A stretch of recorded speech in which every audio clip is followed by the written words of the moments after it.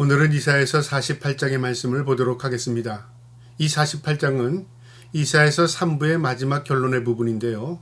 48장의 내용을 통해서 하나님께서 왜 이스라엘을 구원하는가 하는 내용에 대해서 하나님께서 선지자 이사야를 통해서 말씀하십니다.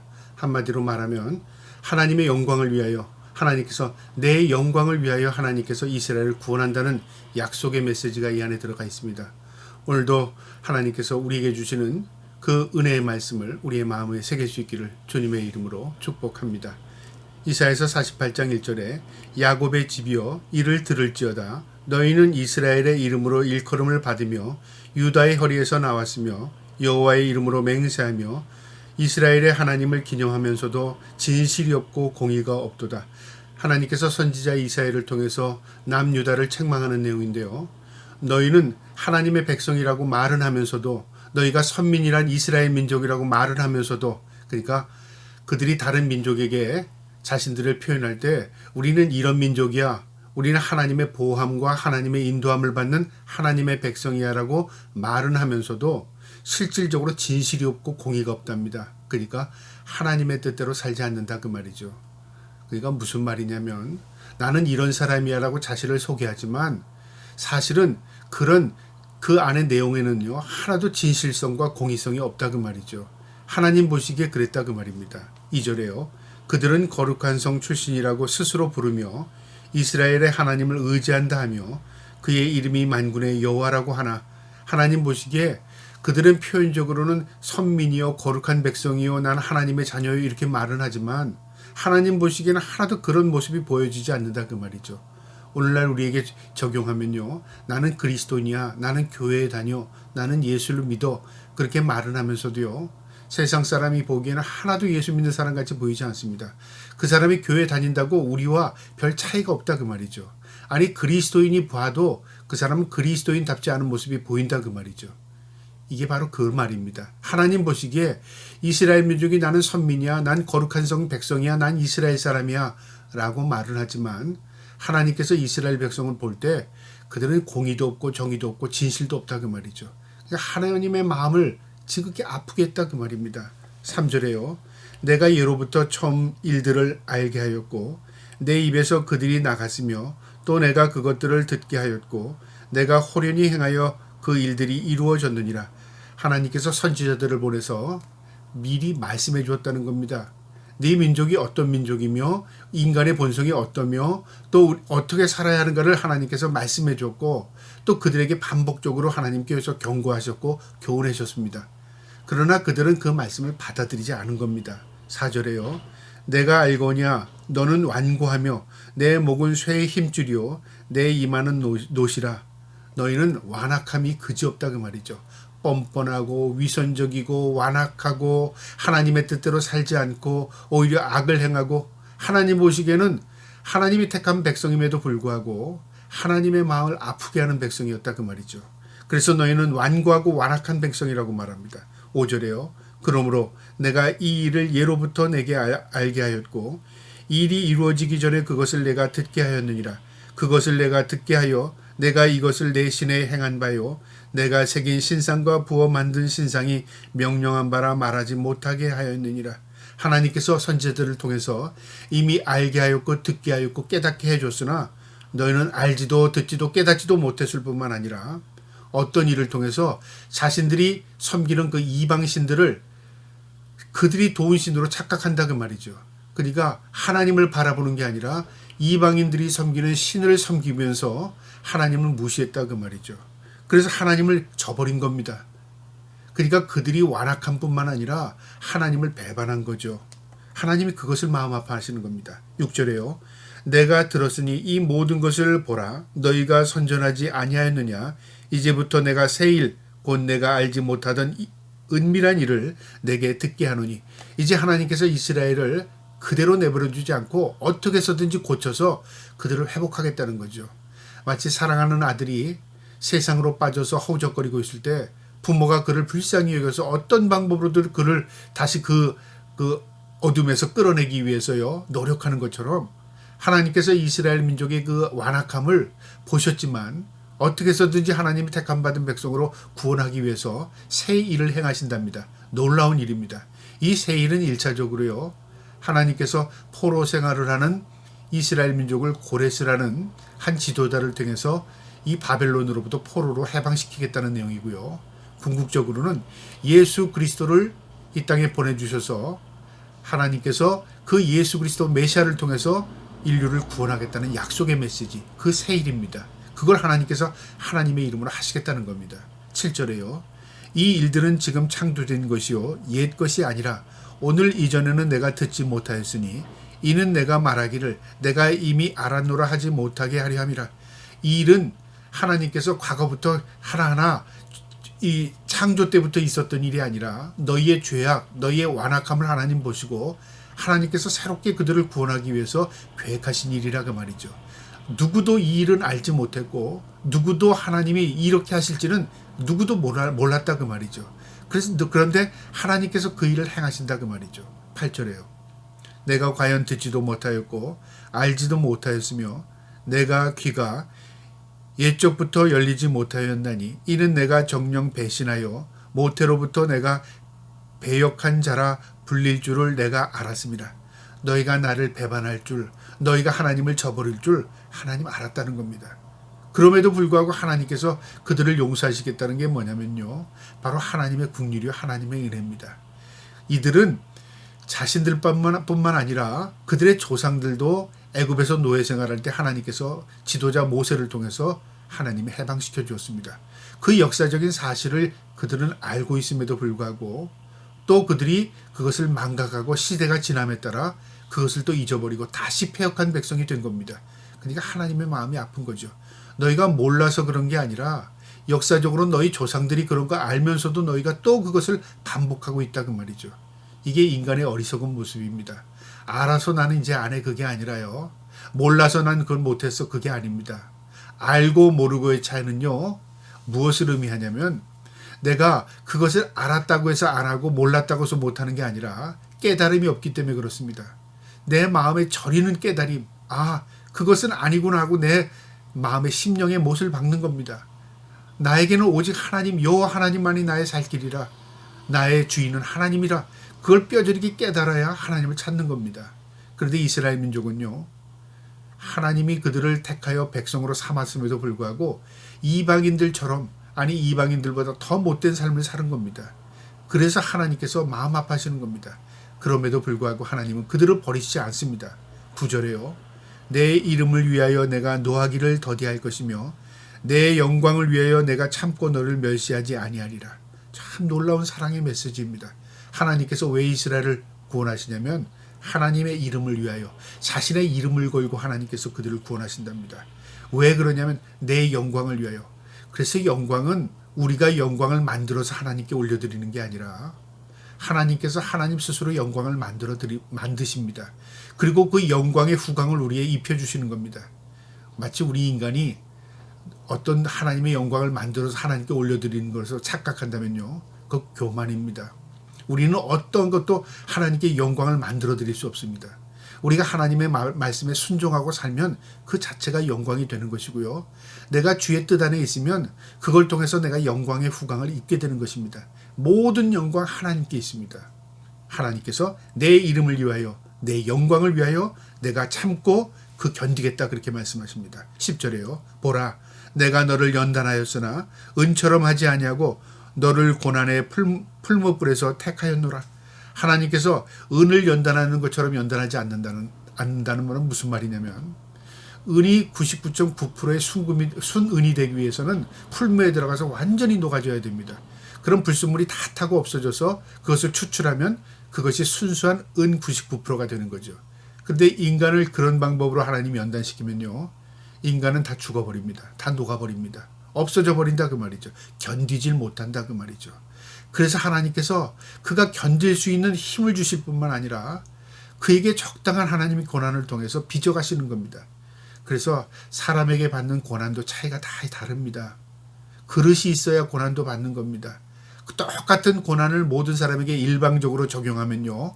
그간에서 살아나는 사람보다 죽어지는 사람, 없어지는 사람, 소멸되는 사람이 더 많을 겁니다. 믿음을 지키는 사람이 더 적을 겁니다. 그래서 하나님께서 우리를 긍휼히 여기셔서 적당한 사람마다 견딜 만한 믿음을 주시고요. 또 그 고난을 견뎌서 내면 그 다음에 또 그를 더 업그레이드 시켜서 이기 위해서 하나님께서 고난으로 우리를 이끌어 가십니다.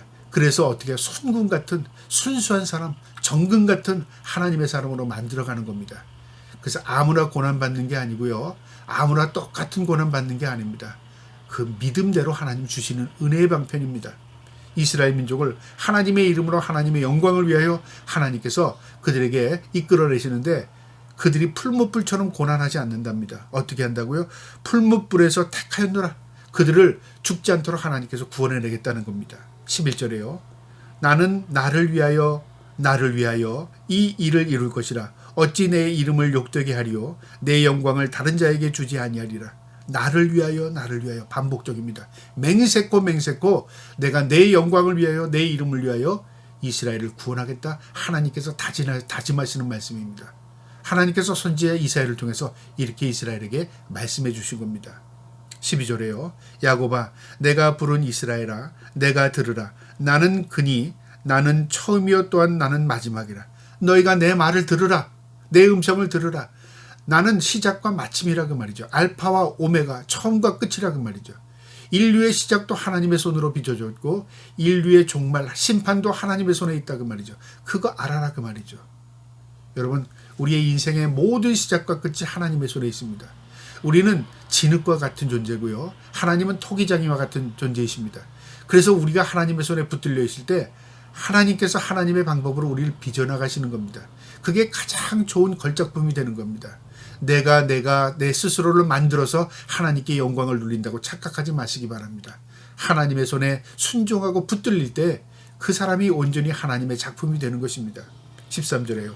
과연 내 손에 땅이 기초를 정하였고 내 오른손이 하늘을 펴나니 내가 그들을 부르면 그것들이 일제히 서느니라. 하나님께서 세상에 기초를 놓으시고 세상을 오른손으로 하늘을 펼치셨답니다. 무슨 말이냐면 하나님이 창조주시다 그 말이죠. 하나님이 만드시고 하나님이 계획하시고 하나님의 섭리 가운데 이끄신다 그 말이죠. 14절에 너희는 다 모여 들으라. 나 여호와가 사랑하는 자는 나의 기뻐하는 뜻을 바벨론에 행하리니 그의 팔이 갈대아인에게 임할 것이라. 그들 중에 누가 이 일들을 알게 하였느냐. 하나님께서 이처럼 창조주이시자 주권자이신 그 권능으로 이스라엘을 이끌어내는데 이 고레스라는 사람을 통해서 바벨론을 함락시키고 바벨론에서 너희를 구원해내겠다 그 말이죠. 이 일을 누가 하시느냐? 하나님이 하신다 그 말이죠. 우리는 어떻게 이런 일이 일어나? 이거는 불가능해. 말도 안 돼 그럴지 모르지만 하나님이 하나님의 능력으로 하나님이 하시겠다는 겁니다. 그래서 이 일이 일어나기 전에 이미 150년 전에 하나님께서 이사야 선지자를 통해서 아주 구체적으로 말씀해 주셨습니다. 그 사람의 이름까지 나라까지 하나님께서 그들에게 말씀해 줬습니다. 근데 그때는 그들이 깨닫지 못했어요. 그러나 역사를 지나고 나서요. 후대가 하나님께서 이미 우리 민족을 아시고 이렇게까지 우리를 구원하기 위해서 계획하셨구나. 이걸 깨달을 때 얼마나 저절하는 은혜가 스며들겠습니까? 내가 잘나서 내가 능력이 있어서 구원받는 게 아니라 하나님께서 만세전에 우리를 택하셔서 우리를 구원의 손길로 인도하시는 것입니다. 이것이 이스라엘에게도 나타나는 겁니다. 15절에요. 나 곧 내가 말하였고 또 내가 그를 부르며 그를 인도하였나니 그 길이 형통하리라. 하나님이 이 고레스를 통해서 바벨론을 함락시키고 이스라엘 민족을 이끌어내시는데요. 하나님이 부르시고 하나님이 인도하신답니다. 그리고 하나님이 형통한 길로 그 길 문을 열어 제치신답니다. 그래서 고레스가 이 속국들을 다 해방시킬 때는요. 아주 순적한 방법으로 형통한 방법으로 모든 일이 진행되는 것을 역사적으로 보게 됩니다. 그래서 우리는 고레스가 능력이 있어서가 아니라 그 뒤에 보이지 않는 절대적인 능력의 하나님께서 그를 도우셨구나. 이 역사를 통해서 깨닫게 되는 겁니다. 16절에요. 너희는 내게 가까이 나와 이것을 들으라. 내가 처음부터 비밀이 말하지 아니하였나니 이것이 있을 때부터 내가 거기에 있었느니라 하였느니라. 이제는 주 여호와께서 나와 그의 영을 보내셨느니라. 하나님께서 이미 이 말씀을 하셨고 또 이 말씀을 하나님께서 이루실 것이다. 이제 주 여호와께서 나와 그의 영을 보내셨느니라. 이사야 선지자, 나를 그래서 하나님께서 보내셔서 말씀하게 하셨고 성령을 내게 부어주셔서 성령님께서 나에게 그 입을 열게 하셨다 그 말이죠. 전적으로 하나님의 은혜다 그 말입니다. 17절에 너희는 구속자시요 이스라엘의 거룩하신 이신 여호와께서 이르시되 나는 내게 유익하도록 가르치고 너를 마땅히 행할 길을 인도하는 내 하나님 여호와라. 하나님은 거룩하시고 구속자이실 뿐만 아니라 이스라엘을 가르치고 교훈하시고 인도하시는 분이시랍니다. 그래서 하나님은 우리의 아버지이시자 우리의 스승이시자 우리를 인도하시는 구원자십니다. 그래서 우리를 택하시고 이끌어서 천국으로 하나님께서 우리를 입성시키는 것입니다. 전적인 하나님의 구원의 은혜가 거기에 있다 그 말입니다. 18절에 내가 나의 명령을 주의하였느니라. 내가 평강의 강과 같았고 내 공의가 바닷물결 같을 것이니라. 하나님의 명령에 주의해 보랍니다. 너희가 순종하면 하나님이 너에게 평강의 강처럼 평강을 주실 것이고 너에게 공의를 바닷물처럼 하나님께서 은혜를 베풀어 주신답니다. 순종하면 하나님의 뜻대로 살면 내가 나의 명령에 주의하여 보면 이 명령이라는 것은 하나님 말씀이죠. 말씀에 순종하면 형통한 삶을 살게 하겠다. 말씀에 순종하면 하나님 너에게 공의를 베풀겠다 그 말입니다. 19절에 내 자손이 모래 같겠고 내 몸의 소생이 모래알 같아서 그의 이름이 내 앞에서 끊어지지 아니하겠고 없어지지 아니하리라 하였느니라. 형통입니다. 하나님께서 내가 순종하면 내 후대에게 축복하시겠다 그 말이죠. 내가 하나님의 뜻대로 살면 내 후손들을 하나님의 손에서 하나님이 책임져 주시는 겁니다. 내가 무엇을 해서 내 후손들에게 무엇을 남기는 게 아닙니다. 내가 하나님 앞에 온전히 살면 하나님께서 내 믿음 안에서 내 후손들에게 복을 내려주십니다. 그러니까 하나님의 주권 아래 있는 것입니다. 그것이 진정한 복입니다. 20절에요. 너희는 바벨론에서 나와서 갈대아인을 피하고 즐거운 소리로 이를 알게 하며 들려주며 또 땅끝까지 반포하여 이르기를 여호와께서 그의 종 야곱을 구속하였다 하라.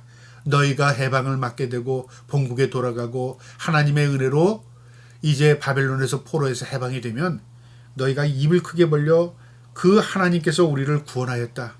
하나님의 구속으로 우리가 은혜를 입었다는 것을 만방에 전하라 그 말이죠. 그래서 우리가 예수 믿는다는 것은 나 혼자 구원받아서 할렐루야 아멘이 아니라 내가 구원받은 그것을 만방에 전파하는 겁니다. 하나님의 은혜로 내가 구원의 백성이 되었습니다.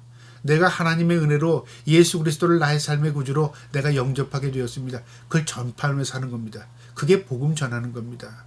내가 예수를 믿는다면 그 예수를 믿는 것과 함께 우리에게 부여된 사명은 복음을 전하는 것입니다. 이 이스라엘 민족도 너희가 구속함을 입게 되면 그것을 땅끝까지 전하랍니다. 21절에요. 여호와께서 그들을 사막으로 통과하게 하시며 때에 그들이 목마르지 아니하게 하시되 그들을 위하여 바위에서 물을 흘러나게 하시며 바위를 쪼개 물이 솟아나게 하였느니라. 너희의 조상들이 애굽에서 출애굽해서 광야 생활을 할 때도 하나님께서 먹이시고 입히셨고 반석을 쪼개서 물이 서게 하셨다. 모든 것이 하나님의 은혜로 하나님께서 채워주셨다 그 말이죠.